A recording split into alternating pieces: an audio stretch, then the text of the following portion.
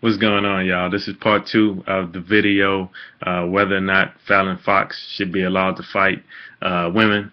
The UFC just suspended Matt Mitrione because of his comments calling her a psychopath and, all of these other good things or all of these other bad things, I guess, depending on how you look at it. All right, so I got a question for y'all. I was sitting here thinking. All right, so let's say you got a person that was born a woman.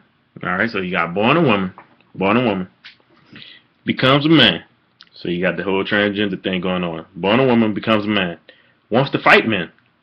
So now the woman that became a man wants to fight men.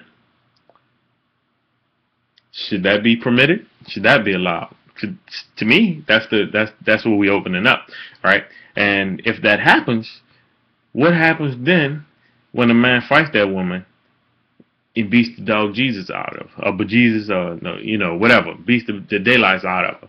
Do we say, oh, that's that should have been allowed, and that's just on that person for wanting to take that risk, or do we consciously say that there's something wrong with this, and it shouldn't be allowed? Well, the commissioners and all of the people that's tasked with watching out for the players' safety and the safety of the athletes at hand, will they get involved and say that this should not be allowed? Let's say you got a girl that becomes a guy and tries to play football. Well, I mean, I guess that's a different topic.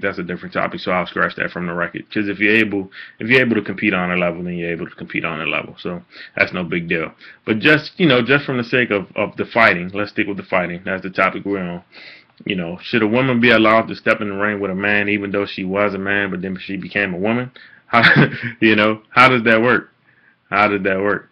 Did I say that right? I think I said it wrong. Let's see. She was born a woman, became a man. That's a man that was born a woman that became a man. And now she wants to fight men. Then what happens? What happens then? What happens then? Seems like that's an area where, lawsuits will arise when something doesn't go right and somebody gets hurt. And I don't know. I just think it's a whole crazy can of worms that we're opening up, that we done opened up. And man, it's interesting where we're going with all this good stuff. Anyway, I just figured I'll pull out that example to show how ludicrous this whole situation is. Like I always say, has nothing to do with whether or not they should be able to fight. It's just who they should be able to fight. That's my whole issue. Performance enhancing drugs is banned. So, the performance enhancing drugs, I guess. I mean, drugs is drugs. If you can't take weed, if you can't smoke, crack, if you can't take steroids, well, you shouldn't be able to take anything else that'll help you, with your performance issues. Just like, you got athletes that are, trying to overdose on this testosterone, or not say overdose, but, just trying to take all this growth hormone, and you got the testosterone replacement that's kind of being a controversial issue. Same thing with this, man. I don't understand. I don't understand.